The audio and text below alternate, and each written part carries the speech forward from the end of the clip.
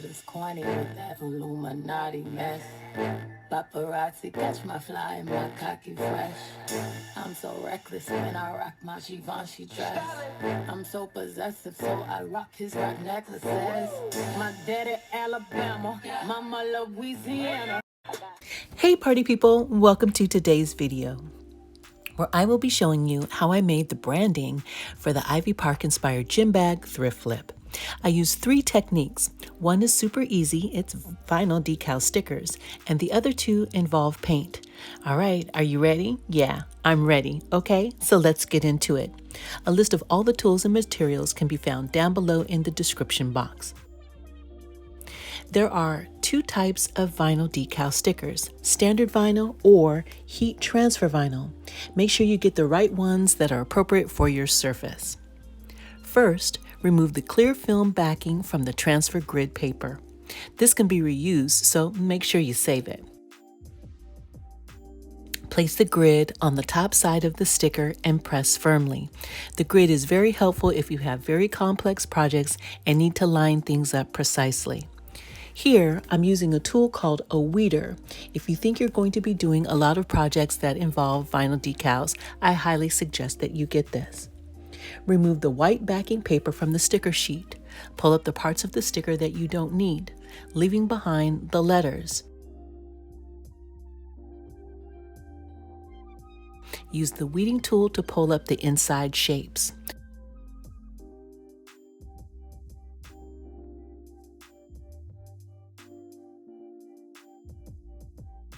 Position the sticker where you want it. Press down.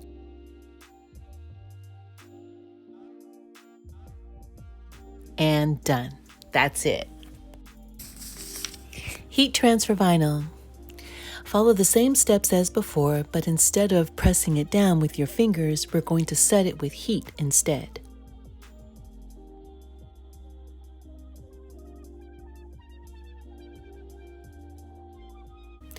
All you have to do is follow the manufacturer's directions. High heat, no steam, use a barrier cloth in between.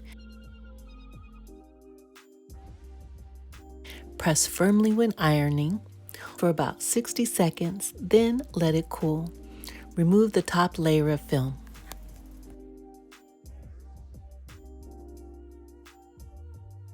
How to make the logo. Go to Google, image search, type in each of the images that we're looking for. Take a screenshot, select the cleanest and the biggest one that you can find. When you hover over the bottom left corner, you will see the size. Save this image to your desktop. Next, we need to resize the images using editing software.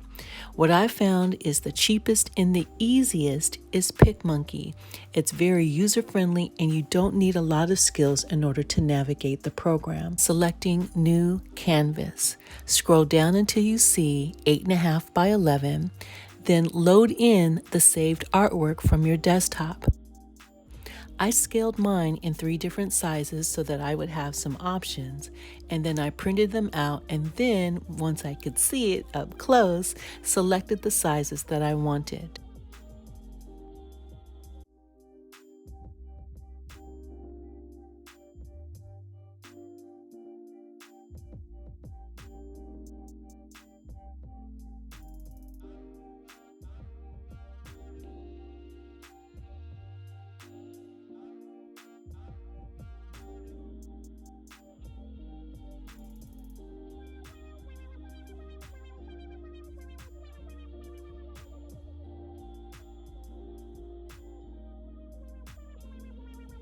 Leather patches. I made mine large enough to cover the Eddie Bauer logo. If yours doesn't turn out perfect the first time, don't get frustrated. Mine didn't either, and I actually had to do it a couple of times. We'll be putting mine on a combination of leather and bonded leather. Now, bonded leather, if you've never heard of that or you don't know what it is, it's basically a stabilizer. So if you understand how interfacing works with fabric, it's basically the same thing, but just works with leather. In an X-Acto knife, I cut out the shape. The goal here is to remove all the places where I need to have color. Because my surface is dark, I need to paint it white first. You'll see that you're going to need several coats, anywhere from 3 to 5. Also, make sure that you allow time to dry in between.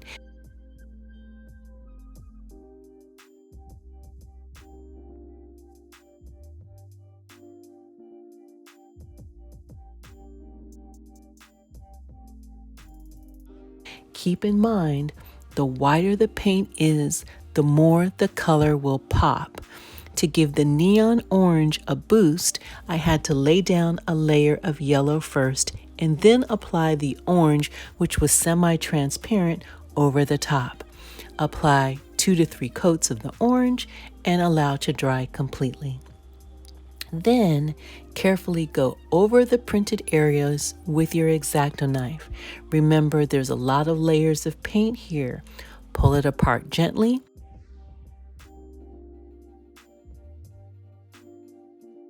And then clean any spills or paint flecks with DeGlazer. Apply acrylic sealer or spray and then trim if needed. Painting logo, leather patch stripes. There's no pattern for this, really. You just have to look at the reference image and wing it. For me, it helps to have a lot of space all around and then cut it down. And then let's take a look at how we can make the slant or the lean of the logo. Again, I just looked at my reference sample and winged it. Here, you're going to use the masking tape to actually make the shapes. Follow the same thing as we did before. So you'll line everything up, you'll have some masking tape in between the shapes, and then kind of in a staggered motion, you will block off everything else.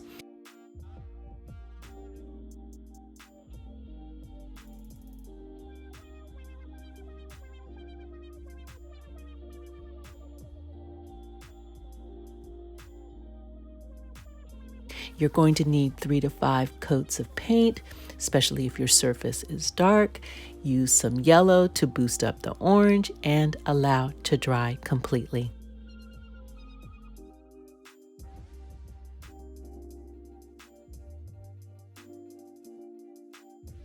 Loosen with an X-Acto knife. Remove all of the tape.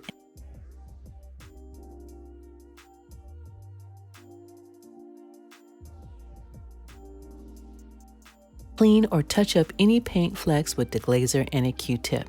Then you sew your project.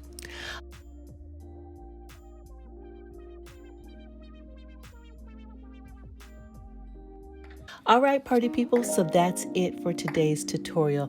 Thank you so much for checking in, and thank you so much for rocking with me. If you don't mind, I really would love to have your support from my channel and the content that I post, so please leave a comment and subscribe. This ranks the video higher with YouTube, and they will share this content with others that might also be interested. Thanks. I would really appreciate that. As always, I wish you bag success, and I'll see you next time. Bye-bye.